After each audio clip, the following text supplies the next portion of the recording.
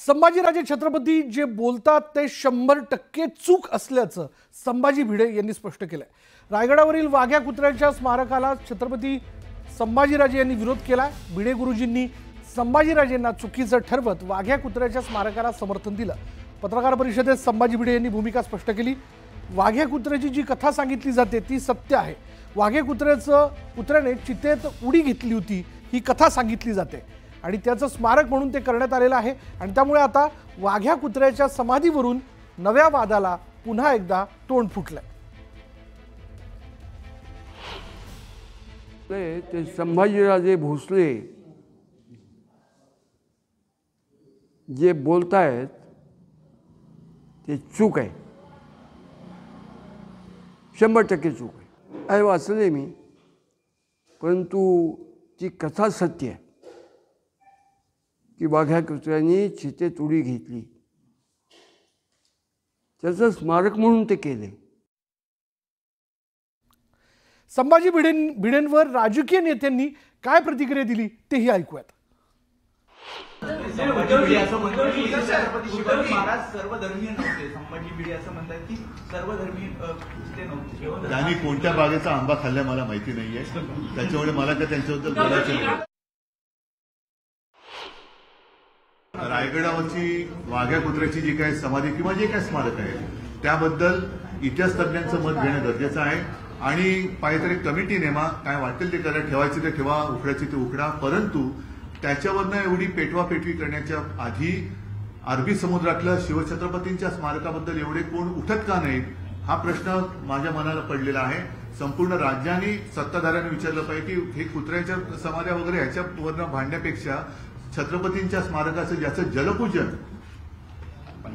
पंतप्रधान नरेंद्र मोदी यांच्या हस्ते झालेलं आहे, ज्याला मी सुद्धा उपस्थित होतो, त्या जलपूजनाचं काय करायचं? त्या स्मारकावरती पाणी सोडले तुम्ही। ज्येष्ठ इतिहास तज्ञ बखरकार मनोहर भिडे,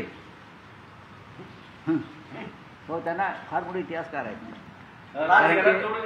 ते, आणि आमचे माननीय छत्रपती संभाजीराजांचा मुद्दा आहे, पण महाराष्ट्रामध्ये पुन्हा एकदा काहीतरी वाद होतील अशा प्रकारची भूमिका कोणत्याही शहाण्या नेत्याने घेऊ नये या मताच्या आम्ही आहोत। तर मनोहर भिडे आणि छत्रपती संभाजी यांनी एकत्र बसून तो मामला पुढे न्यावा, महाराष्ट्राला त्यात ओढू नये, महाराष्ट्राला त्यात ओढू नये। छत्रपती शिवाजी महाराज ह्यांच्याबरोबरचे सगळेच जे मावळे होते, प्राणी होते, पक्षी होते, ते सगळे निष्ठावान म्हणून गणले जातात। सदाशिव पेठेतील 1.5 दमडीची पुस्तकं वाचून त्यांना खोटा इतिहास मान्य करायची सवय लागली, मात्र ज्या पात्राचं इतिहासामध्ये कुठं संदर्भ नाही आणि ज्यांना कुणाला वाघ्या कुत्र्याने उडी टाकली असं वाटतं, किंवा माझं या माध्यमातून मनोहर पंत उर्फ संभाजी भिडे यांना खुलं आव्हान आहे, वाघ्या कुत्र्याविषयी तुम्हाला जर एवढं प्रेम असेल तर तुमच्या कुठल्याही बापजाद्यांच्या शेजारी जर त्यांची समाधी असेल तर त्या वाघ्या कुत्र्याचा त्या ठिकाणी तो पुतळा नेऊन बसवावा। रायगडावरील वाघ्या कुत्र्याच्या समाधी संदर्भात भूषणसिंह होळकर यांनी आपली भूमिका मांडली। राज्यातील सध्याची परिस्थिती पाहिली तर लोकांच्या प्रश्नांपेक्षा वादाचे ऐतिहासिक विषय काढून दोन समाजात वाद वाढवायचा प्रयत्न सुरू आहे असा आरोप त्यांनी केला। आधी कबरीचा विषय आणि आता वाघ्या कुत्र्याचा विषय आणून विनाकारण जातीय रंग दिला जातोय असा आरोप त्यांनी केला आणि स्मारकाच्या बाबतीत समिती नेमावी आणि दोन्ही बाजू ऐकून इतिहास तज्ञांची मदत घेऊन निर्णय घ्यावा असं मत होळकर यांनी मांडलं।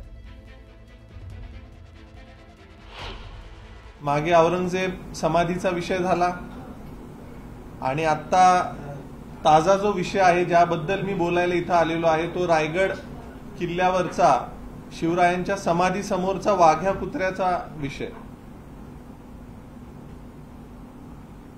आता हे सगळे विषय समजून घेत असताना बोलत असताना मला एका गोष्टीची खंत वाटते की ऐतिहासिक विषय हे कुठल्या एका जातीचे किंवा एका समाजाचे नसतात, हे त्या वेळेच्या तत्कालीन परिस्थितीनुसार त्यावेळेला इतिहासामध्ये काही गोष्टी घडल्या ह्या गोष्टीला अनुसरून ते विषय असतात। पण दुर्दैवाने आज महाराष्ट्रामध्ये प्रत्येक विषयाला जातीय आणि राजकीय वळण लावलं जातं ही चिंताजनक बाब आहे. रायगडावरील वाघ्या कुत्र्याच्या पुतळ्यावरनं वाद रंगला आणि या वादात संभाजी ब्रिगेडनं उडी घेतली. 1 मे पर्यंत रायगडावरील वाघ्या कुत्र्याचा पुतळा हटवावा असं अल्टिमेटम त्यांनी राज्य सरकारला दिलंय.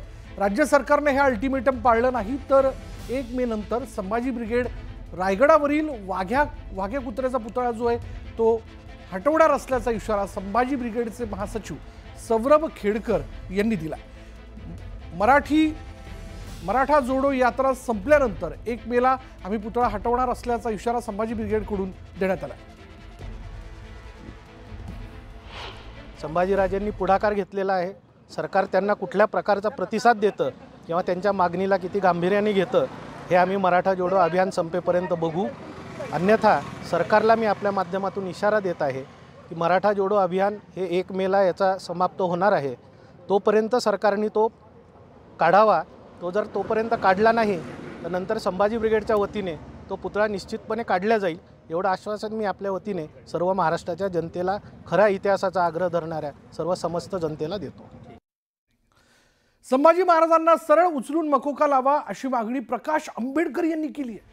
कायद्याच्या विरोधात भूमिका घेणाऱ्यांचं लांगुल चालन करणं योग्य नाही असं आंबेडकरांनी म्हटलं. वाघ्या कुत्र्याच्या मुद्द्यावरून त्यांनी ही भूमिका घेतली. संभाजी महाराजांना उचलून सरळ मोखामध्ये टाकून द्यावा. He doesn't have the right. तुम्ही देशाच्या असणाऱ्या कायद्याच्या विरोधात जाणार असाल, तुम्ही राजे असाल की कोणी असेल, राजधर्म म्हणजे राजधर्म. देवेंद्र फडणवीसनी तेवढी हिंमत दाखवावी. मागे घे नाही तर आतमध्ये टाकतो. ते शाहू महाराजांचे असणारे नातेवाईक आहेत, पंतू आहेत आणि म्हणून त्यांच्या विरोधात भूमिका घ्यायची नाही. हे मला वाटतं राजकारण थांबलं पाहिजे. उद्या प्रकाश आंबेडकर सुद्धा असणारा देशाच्या विरोधातल्या कायद्याच्या विरोधात भूमिका घेत असेल तर त्यालाही तुम्हाला आतमध्ये टाकण्याची हिंमत असली पाहिजे. नगरमधील राहुरी इथं पुतळ्याचं विटंबन केल्यावरनं तणाव आहे आणि या प्रकरणी आरोपीला अटक करा अशी मागणी होत असताना आता हिंदुत्ववादी संघटना बुवा सिंध बाबा मंदिराचा ताबा जो आहे तो घेणार आहेत. मंदिराच्या जागेत असलेलं अतिक्रमण काढावं ही मागणी केली जाते आणि यामुळे राहुरी शहरात तणावपूर्ण वातावरण असून या ठिकाणी पोलीस बंदोबस्त तैनात करण्यात आलाय. पुढे बघूयात एक महत्त्वाची बातमी. इंद्रजित सावंत यांना मीच फोन केला होता अशी कबुली प्रशांत कोरटकरनं पोलीस चौकशीत दिल्याची सूत्रांची माहिती आहे. मोबाईल डेटाही मीच डिलीट केला अशी कबुली त्यानं दिल्याची माहिती आहे. तो मी नव्हेच म्हणणारा कोरटकर पोलिसांसमोर कबूल झाल्याची माहिती समोर येताना दिसते. हैदराबाद मार्गे चेन्नईमध्ये पळून जाण्याच्या तयारीत असल्याची देखील कोरटकरनं चौकशीमध्ये माहिती दिली आहे.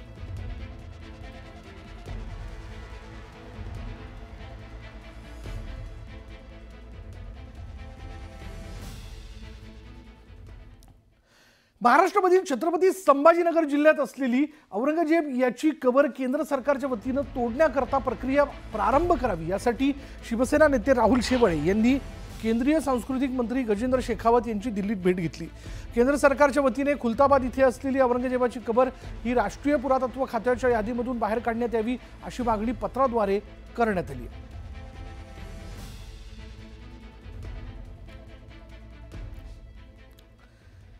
कुराणची कलमं आणि आयाते लिहिलेली चादर नागपूरच्या हजरत बाबा ताजुद्दीन यांच्या समाधीवर स्वीकारली जाणार नाही असा निर्णय हजरत बाबा ताजुद्दीन ट्रस्टने घेतला.